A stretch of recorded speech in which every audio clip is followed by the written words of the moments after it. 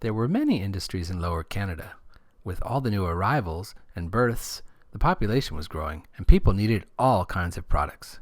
It was no longer like in the days of New France, where people made almost everything themselves. Now people bought clothes, furniture, cookware, stoves. There were now many more industries than at the time of New France, and their growth was limited only by the resources that were available in each region. At the Forge de Saint-Maurice in Trois-Rivières and Batiscan, the specialty was metals.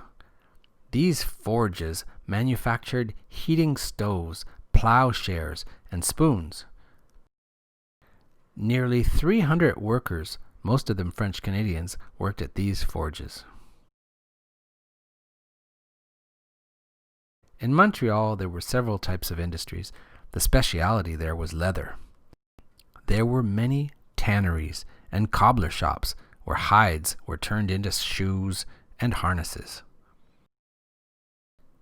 Near the Ottawa River, on the border of Upper Canada, there were many sawmills. With all the wood that was being cut in the forests of Upper Canada, they certainly had no difficulty in obtaining supplies.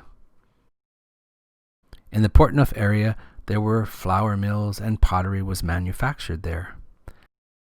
There were many different types of industries, but they all had one thing in common.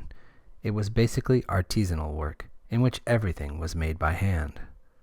One day in the future, machines would help them work a lot faster.